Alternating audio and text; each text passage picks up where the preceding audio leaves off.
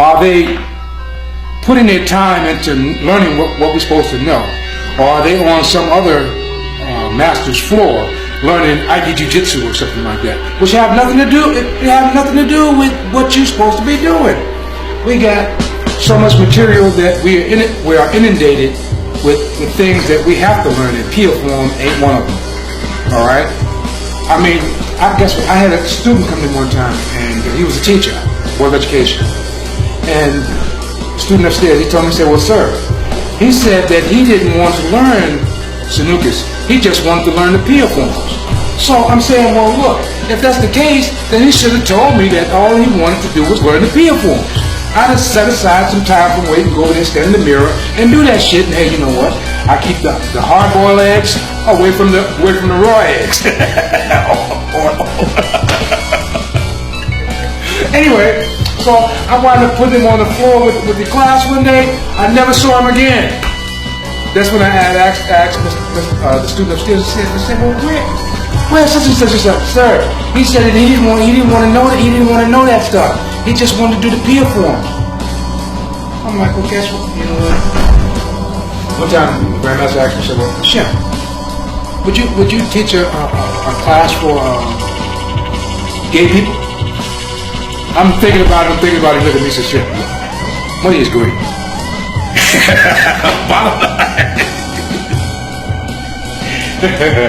So, I mean, they have to learn how to protect themselves too for whatever reason. But hey, you know what? Something to waste. Okay. I wouldn't let you roll over me, but if you hit me, I'm really be mad. I'm gonna click the fuck on like I don't know. Okay, but we can get an idea of what the difference is in fly and roll out. Do the roll out from low. You know how they just going across there and call it fly and roll out. Oh, now you're flying on me. I'm learning. What do you want me to do? Okay, give me some height. Hey, give me this. Mr. Pay. That's it. Now you're getting messing up. How much am I telling you? How big do you need the tire? How much air you need at the bottom of the tire? Because if you're going over, if you're doing this, or you haven't gauged yourself, then when you come down on it, that's why it's doing it. Or if you have, let's say, fixed, so you put it in a fixed, grounded position. So when you come over, it's just there to touch you. So a part of what you're saying is true. Okay. Let's say, for instance, him. Or rather, let's use the Bloodline Masters and the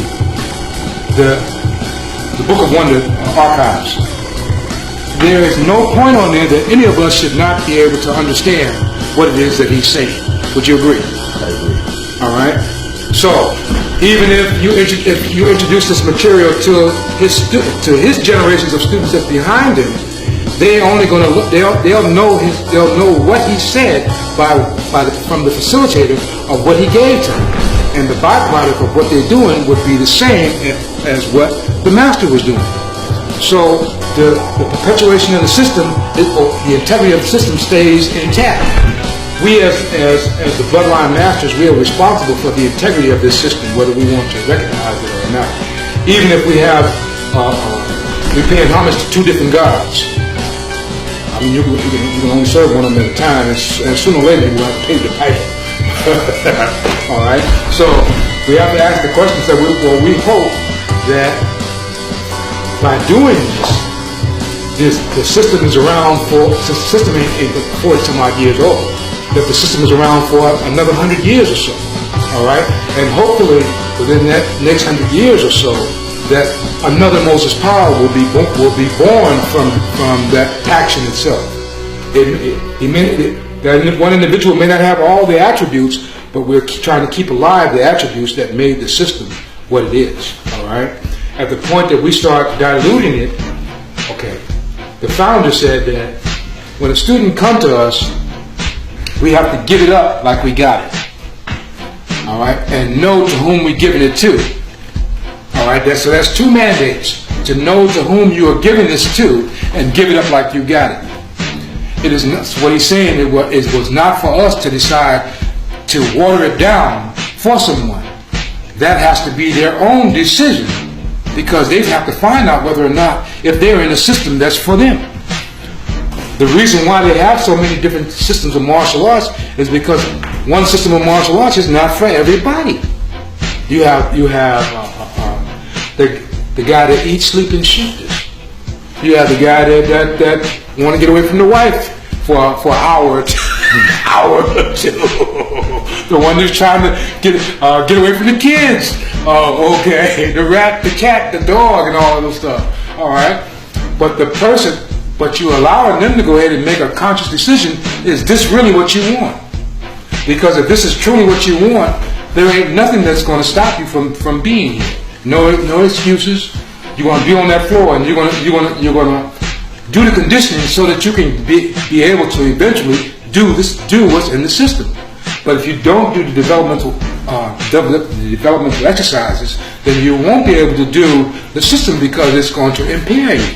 You won't have the ability to go ahead and turn, all right, or turn and move on over, all right. No, you'll be doing it. Can you go down for a minute?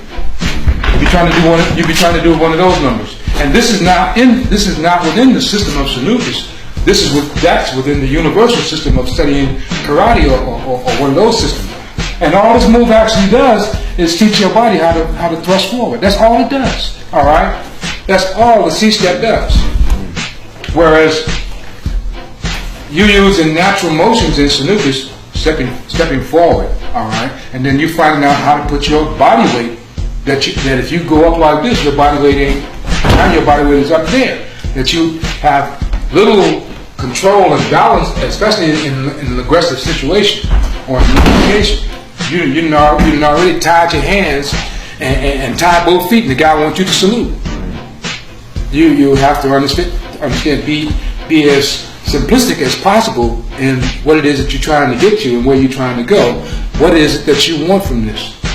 As the master said, reading and understanding go together. If reading and understanding go together, then the book begins at the end. We are at the end of the book. Now the book starts, because each one of the Grand Masters, now that the master is gone, we're actually on our own. If we decide to collaborate on something, then it would be a benefit to us as a whole. If we don't collaborate, then basically, this is 2014, right? From 2005, excuse me, I have to go back. From 1998 till 2014, we've lost over 1,400 years of martial arts knowledge. That's with the masters that have passed away, and some of their prominent and some of their talented understudies. Grandmaster Cofield, Grandmaster Thomas LaPuppet. We have Grandmaster Duncan. We have what his name is. We have Michael Black. We have Professor Visitation. Some of them I don't know if you would know their names, but at any rate, within those three right there, within Grandmaster Duncan and Dr. Powell, before, and Grandmaster Cofield and Grandmaster LaPuppet, you're looking at almost 700-800 years right there of knowledge that's gone, and it can't come back, and we can't replace it. So the people that are left behind to do this, are they carrying it out in the spirit in which it was given, or are they doing it for dead presidents? See, there's a difference between you teaching for money and you teaching because you love what it is that you're doing. Dr. Powell loved what he did. He would have taught for free so long as he had individuals who were committed and not wasting his time. And I don't blame him, because as I said, you can't tell it to the landlord. But we said that we loved him. Love have a funny way of showing itself. There's what I would like from students, and then there's what I find out as far as expectations. that, yeah, they came in the door all zealous, but when they realized the level of work and commitment that it took for this, it was like having a wife. And sometimes they don't want to share. Mine don't particularly want to share, but she have no other choice because I had this before I had her. This don't get mad at me and don't block. when whoever decided they want to take a chunk out of me, okay, whereas they may get mad and not want to cook, or tell you go cook it yourself, or they make the meal and then they mad while they cooking it. Well, guess what? No, you know what? You keep that meal that bit. You know what?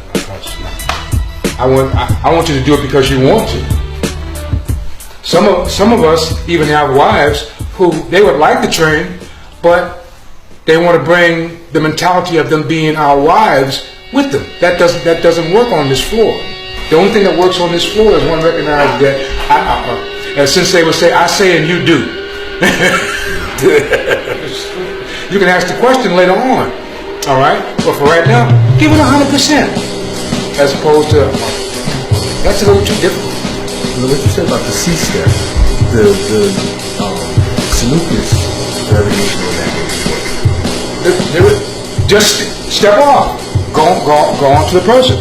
Now, depending on whether or not if a person actually come fast, come slow, come hard, come soft, that makes the change in how the step comes out.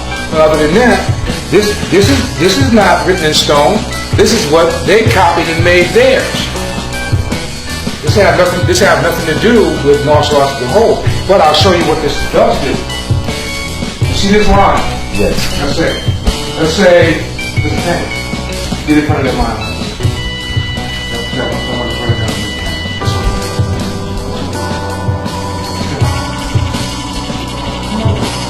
Put yourself in that line. Okay. Left foot's in front. Back across is over. Hey, what are you fighting around, man? Back across is over. Back across is over. Back across is over. Back across is over. So here's, alright. You're having a dyslexic moment, right? Okay? I didn't say cross. Okay. Let me give clarity on this.